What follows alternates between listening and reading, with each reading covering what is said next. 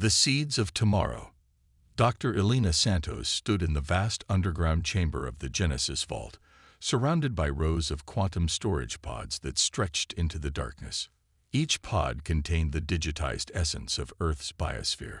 Every plant, animal, and microorganism catalogued down to their molecular structure. The dull rumble of Nexuri warships penetrating the atmosphere vibrated through the facility's reinforced walls. Final compression sequence complete, Dr. Santos announced her AI assistant. All Earth's biological data has been successfully encoded into quantum matrices. Elena pressed her hand against the nearest storage pod, its surface cool against her palm. "How many species?" she asked, though she already knew the answer. 8.7 million confirmed species, plus an estimated 1 million unconfirmed variants. Complete genetic sequences, environmental requirements, and ecological relationship data preserved for all specimens. The chamber shuddered as another bombardment struck the surface. The Nexuri invasion had begun 3 months ago, their massive crystalline ships appearing without warning in Earth's orbit. Their message had been simple. Earth's specific quantum gravitational properties made it perfect for their species expansion. Humanity could either evacuate or face extinction. Dr. Santos called Dr. Marcus Chen from the chamber's entrance. "The last evacuation ships are preparing for launch. We need to move now." Elena nodded, initiating the final security protocols. The Genesis Vault had been her life's work, a project to preserve Earth's biodiversity using revolutionary quantum storage technology. Never had she imagined it would become humanity's last hope for preserving their homeworld's legacy. "Initiating quantum lock," she commanded. The storage pods hummed in unison, their contents becoming entangled at the subatomic level. Even if the Nexuri discovered the facility, they wouldn't be able to access or destroy the data. The laws of quantum mechanics themselves would protect humanity's inheritance. As Elena and Marcus hurried through the underground corridors toward the evacuation site, they passed hundreds of empty workstations. The Genesis project had once employed thousands of the world's brightest minds. Now, only a skeleton crew remained to complete this final task. "Do you think we'll ever come back?" Marcus asked as they entered the elevator that would take them to the surface. Elena clutched the quantum key in her pocket, a crystalline device that contained the only means of accessing the vault's contents. "We have to believe we will. Everything we've preserved here, it's not just data. It's the genetic memory of our world, the blueprint of life itself." The elevator doors opened to chaos. The sky above was filled with Nexuri ships, their crystalline structures refracting sunlight in prismatic displays that would have been beautiful under different circumstances. Evacuation ships were launching every few minutes, carrying the last remnants of humanity to the stars. Their own ship, the Mnemosine, waited on a private launch pad, a small vessel specially modified to protect the quantum key and its bearers. As they boarded, Elena took one last look at the horizon. The great cities that had defined human civilization were now largely abandoned, their skyscrapers standing like gravestones against the darkening sky.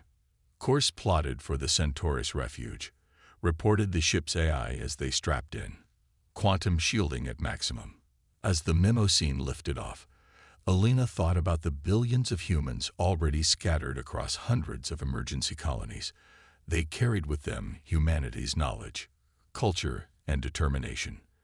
But in the Genesis Vault lay something equally precious, the genetic heritage of Earth itself, preserved in perfect detail, waiting for the day humanity would return. The ship broke through the atmosphere, joining a stream of vessels fleeing into deep space. Behind them, Earth grew smaller, its blue-white sphere still beautiful despite the Nexuri ships swarming around it like crystalline insects. "We'll return," Elena whispered, her hand tight around the quantum key. "And when we do, we'll bring all of Earth with us." Marcus, monitoring the ship's quantum shielding, spoke softly. "They think they've won. They think they're just taking a planet. But they don't understand what they're dealing with." Elena finished. "They don't know that humanity doesn't just adapt.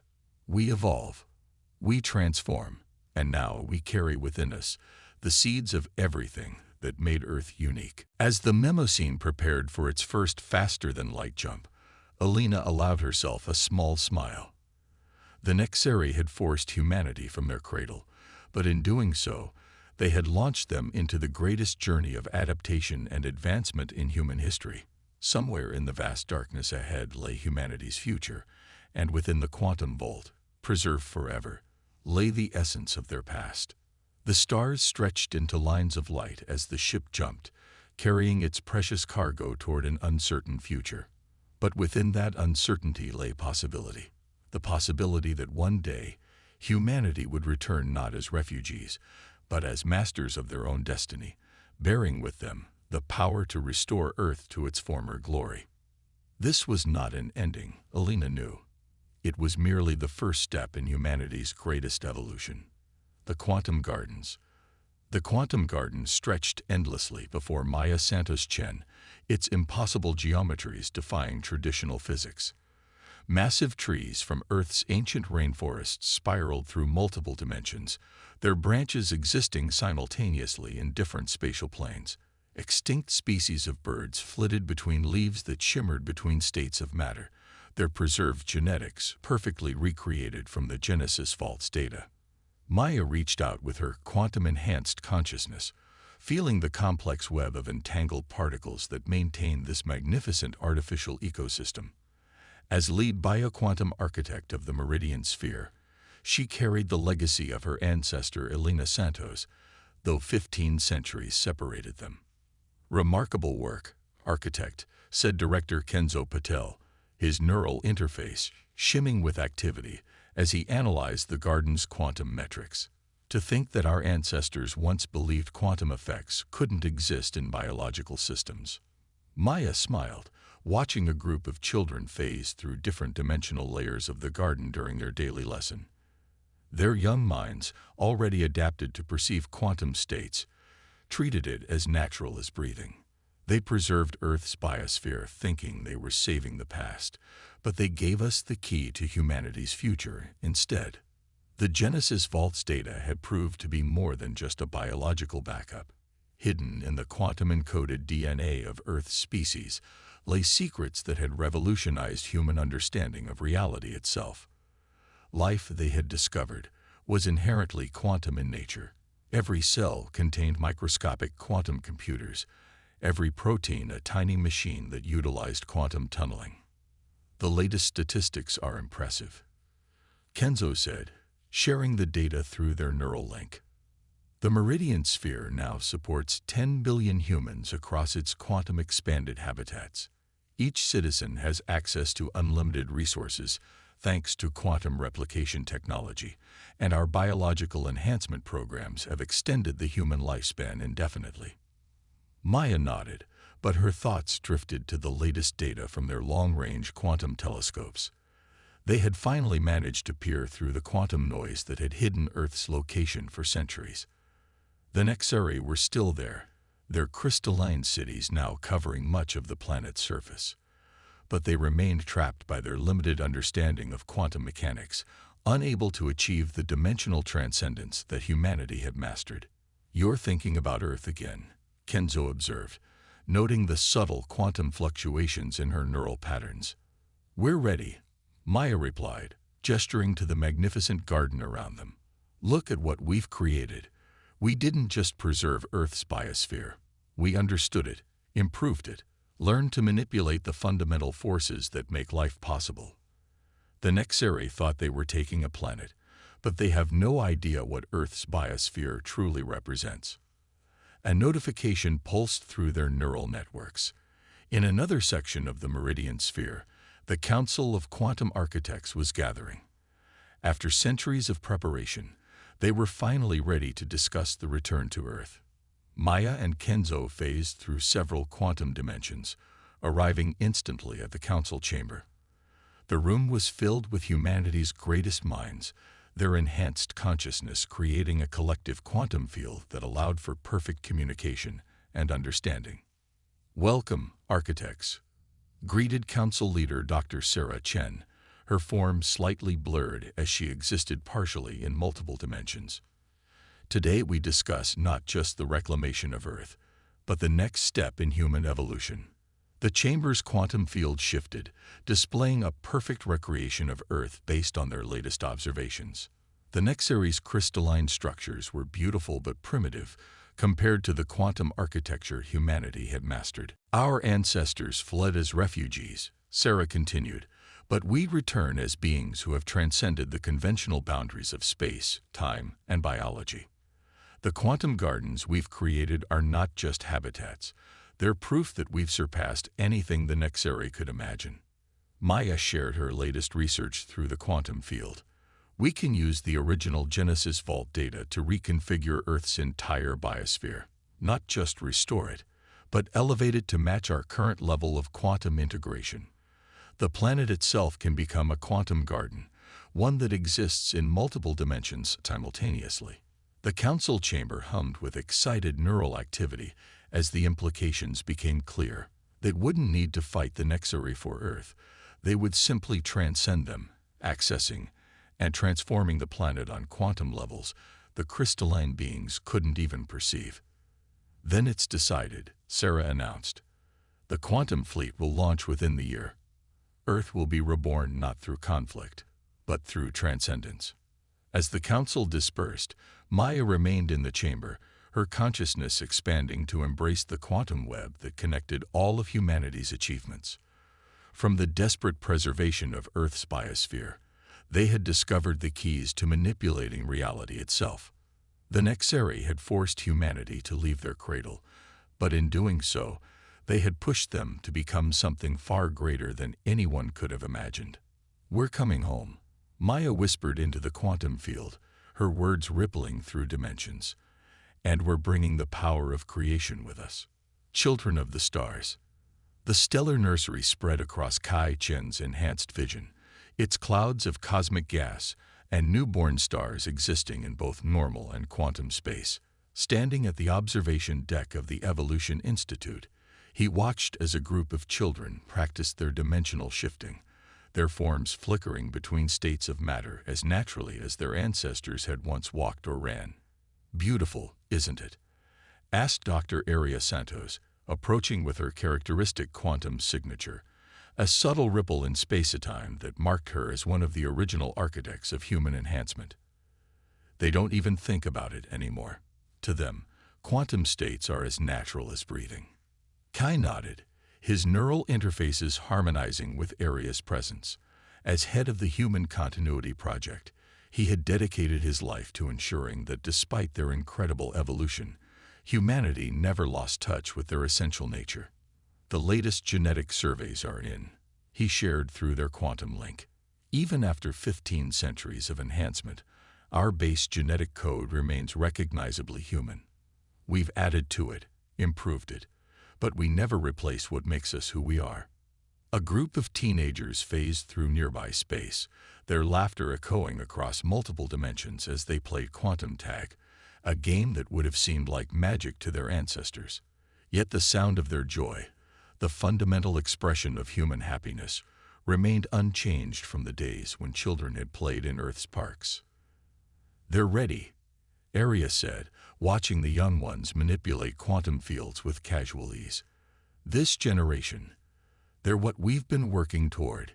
Enhanced but balanced. Powerful but wise. They understand both their capabilities and their responsibilities." The observation deck shifted, its quantum architecture responding to their thoughts, creating a perfect holographic simulation of Earth. The Nexary crystalline structures were clearly visible now, their rigid, single-dimensional design a stark contrast to the fluid, multi-dimensional engineering that humanity had mastered. "Our latest probes confirm it," Kai said, expanding the hologram to show the detailed scans. "The Nexary haven't fundamentally changed in all this time. They achieved their goal, converting Earth into a crystalline world suitable for their species, and then stopped. No further evolution, no transcendence. They're still bound by the same limitations they had when they drove us from Earth." Aria's form shifted slightly as she accessed the quantum data streams. They never understood what they found on Earth. Life itself is quantum in nature. Every cell, every strand of DNA contains the potential for dimensional transcendence. They saw Earth as a resource to be converted, but they missed the greatest resource of all, the evolutionary potential encoded in its biosphere. A notification pulsed through the quantum network, another success in the Genesis recreation program. In the vast quantum gardens throughout human space, extinct Earth species were being reborn, their genetic codes enhanced with quantum capabilities, but their essential nature preserved. Lions that could phase between dimensions still behaved like lions. Trees that existed in quantum superposition still reached for the light. Humanity's greatest strength, Kai mused, wasn't our technology or our intelligence. It was our ability to adapt without losing ourselves. Each enhancement, each evolution, built upon what we already were instead of replacing it.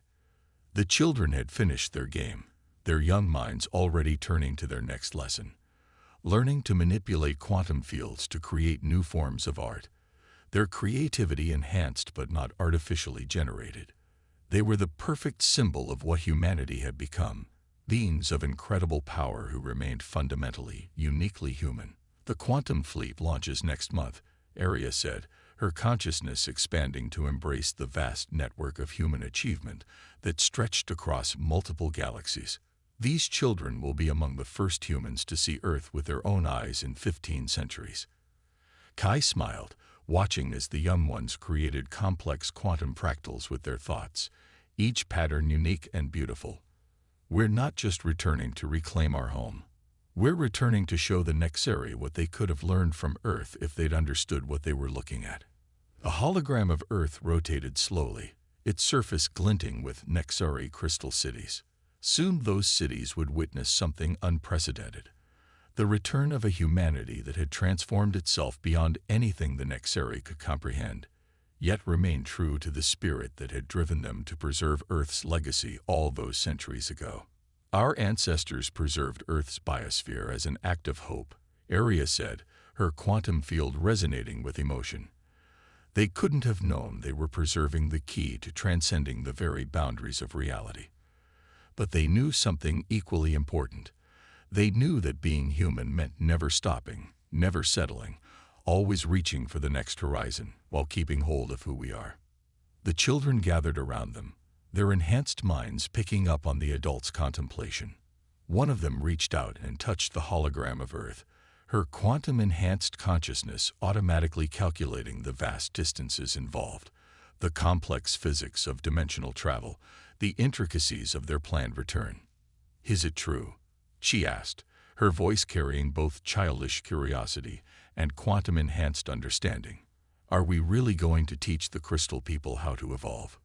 Kai knelt beside her, seeing in her eyes the perfect balance they had achieved, the wisdom of quantum consciousness combined with the simple wonder of a child. "We're going to try. Because that's what humans do. We don't just advance ourselves, we help others advance too, even those who once hurt us." The children nodded, their quantum fields humming with excitement and purpose. They were humanity's future, beings of incredible power who had maintained their capacity for compassion, wonder, and growth. As Kai watched them return to their lessons, he knew that the upcoming return to Earth would be more than just a homecoming. It would be proof that humanity had achieved the impossible. They had transcended their physical limitations while keeping their souls intact. The path home. The quantum fleet assembled in the void between dimensions, 10,000 ships existing simultaneously across multiple planes of reality. Each vessel was a marvel of human engineering, powered by the same quantum principles that had been discovered in Earth's ancient biosphere. At the fleet's heart, the flagship Genesis carried the combined knowledge of 15 centuries of human evolution. Fleet Admiral James Santos stood on Genesis's quantum bridge, his enhanced consciousness merged with the ship's systems. Around him, the bridge crew operated in perfect harmony, their thoughts and actions synchronized through the quantum field that connected all of humanity. "Final fleet diagnostic complete," reported Commander Lin, her form shifting slightly as she processed data streams from every ship. All vessels show optimal quantum coherence. The dimensional corridors are mapped and stable. James examined the tactical display, a complex hologram showing the fleet's position across 11 dimensions. The path to Earth had been carefully plotted to avoid any disruption to the delicate quantum fields they would use for transport. After 15 centuries, humanity's greatest journey was about to begin. Message from the Council. Lynn announced as a quantum transmission materialized in their shared consciousness. The Genesis Vault data has been distributed to all ships. Each vessel now carries the complete genetic legacy of Earth, enhanced with our quantum modifications. James nodded, feeling the weight of history in this moment. Their return to Earth would not be marked by weapons of war, but by the power to restore and transform. The quantum fleet carried within it the potential to rebuild Earth's entire biosphere, enhanced with the same quantum capabilities that humanity had mastered. "Signal the fleet," he commanded. "Begin dimensional shift sequence." The void around them shimmered as 10,000 ships initiated the most complex quantum maneuver ever attempted. They would not simply travel through space. They would traverse the quantum foam itself, sliding between the very fabric of reality to emerge in Earth's orbit with perfect precision.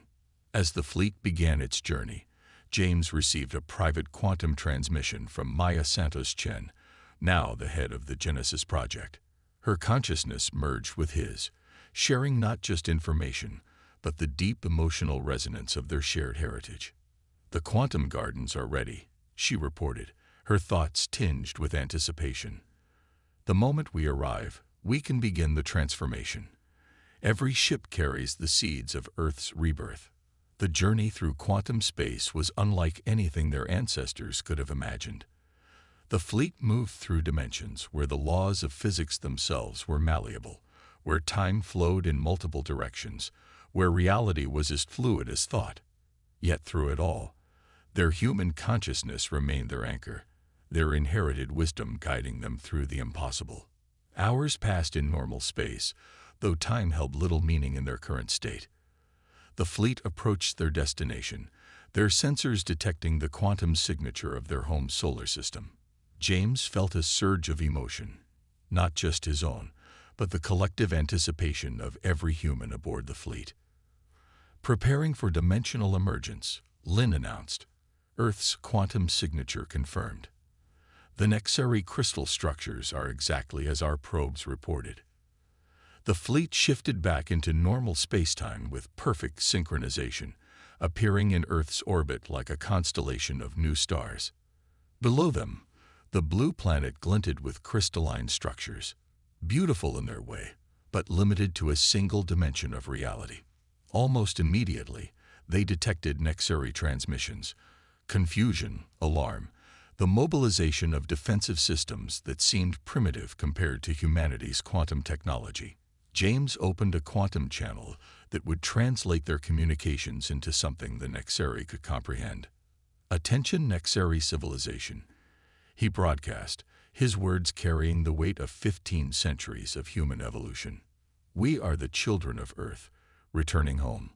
We come not as conquerors, but as teachers. Your species drove us from this world, believing you understood its value. Today, we return to show you its true potential." The Nexari response was immediate, a barrage of energy weapons that passed harmlessly through the fleet's quantum-shifted hulls. James waited patiently as their attackers realized the futility of their actions. "We offer you a choice," he continued. "Join us in quantum transcendence. Learn to exist as we do across multiple dimensions, or remain as you are while we restore Earth to its true nature. We have evolved beyond the need for revenge or territory. What we offer is evolution itself." To demonstrate their power and their intentions, James signaled the Genesis to begin. The flagship's quantum fields expanded, touching a small, uninhabited island below. In moments, the crystalline structures there dissolved, replaced by a quantum garden that existed in multiple dimensions simultaneously. Ancient Earth species, enhanced with quantum capabilities, sprang to life in a display of impossible beauty. The Nexari transmission stopped, their sensors struggling to comprehend what they were witnessing. James smiled, remembering the stories of how humanity had fled this same orbit 15 centuries ago. They had left as refugees, carrying only the quantum-encoded legacy of their world. They returned as masters of reality itself, offering to share the very power that had driven them away. "The choice is yours," he broadcast. "But know this, Earth will be reborn. The only question is whether your species will be reborn with it." As the fleet held position, James watched the quantum garden spread across the island, a preview of Earth's coming transformation. Humanity had not just survived their exile, they had transcended it, achieving a level of existence that their ancestors could scarcely have imagined. Now they would prove that true power lay not in conquest, but in the ability to elevate others alongside yourself. The future of two species hung in the balance, and the next move belonged to the Nexeri. Legacy of Earth. The quantum garden spread across Australia's former outback, a testament to humanity's promise fulfilled. 3 months had passed since the quantum fleet's return, and Earth was transforming. Maya Santos Chen stood in the heart of the garden, existing simultaneously across multiple dimensions as she watched ancient species spring to new life, enhanced with the same quantum capabilities that humanity had mastered. "The Nexeri delegation is ready," announced Kai Chen, his consciousness merging with hers through the quantum field. After weeks of demonstration and negotiation, the crystalline beings had made their choice.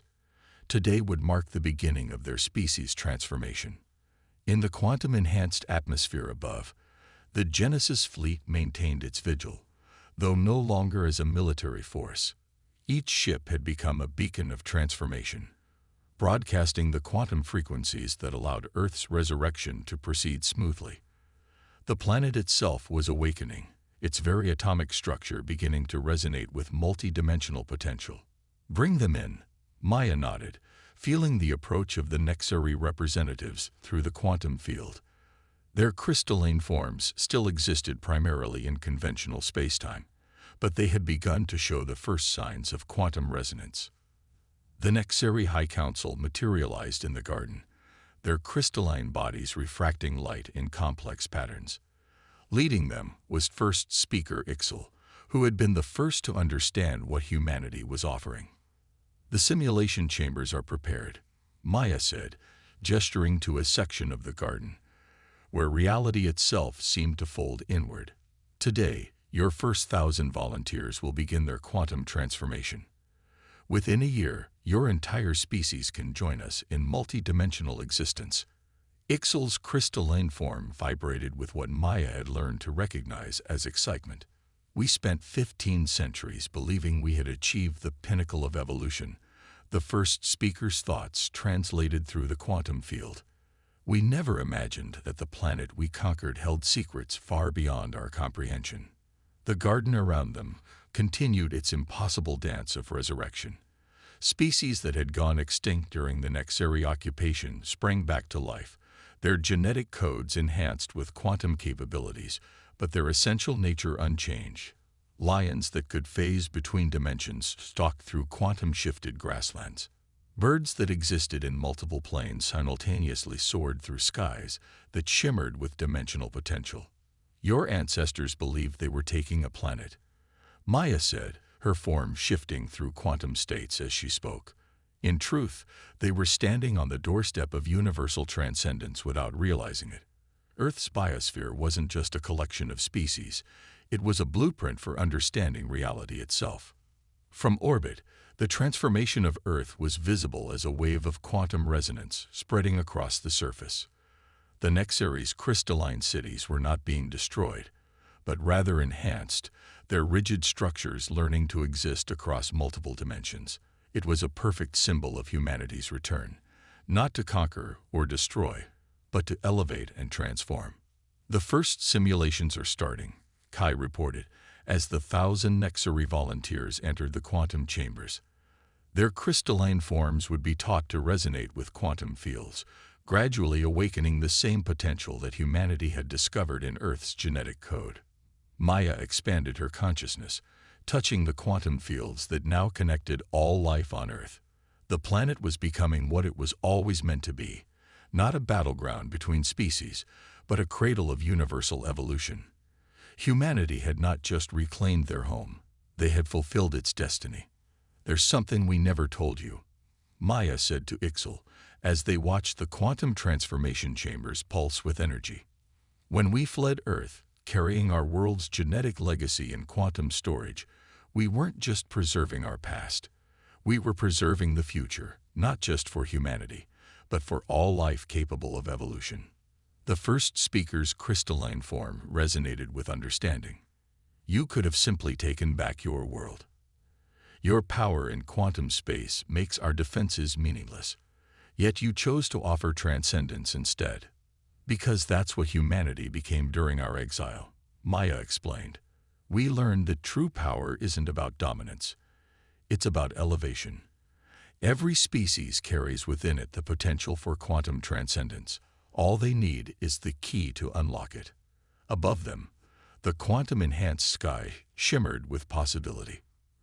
Earth was becoming something unprecedented in the galaxy, a world that existed simultaneously across multiple dimensions, where different species could evolve together toward ever greater states of existence. In the heart of the quantum garden, surrounded by the impossible beauty of resurrected and enhanced Earth species, Maya felt the presence of every generation that had led to this moment. From Elena Santos preserving Earth's genetic legacy through centuries of human evolution and advancement, to this final vindication of their long journey. "Welcome," she said to the Nexari, "to the true Earth. Not a planet to be conquered, but a gateway to the infinite. This is humanity's gift to you, the same gift that Earth gave to us, the power to transcend what you are and become what you could be." As the quantum transformation chambers hummed with energy, beginning the Nexari's journey toward transcendence, Maya looked up at the shifting, multi-dimensional sky. Humanity had come home not to reclaim their past, but to forge a future that their ancestors could never have imagined. Earth was no longer just the cradle of human civilization. It had become a beacon of universal evolution, a testament to the power of adapting without losing one's essence, of advancing without abandoning wisdom. The legacy of Earth, it turned out, was not in its resources or its strategic value, but in its lesson. That true greatness lies not in conquering others, but in teaching them to rise alongside you into the infinite possibilities that await.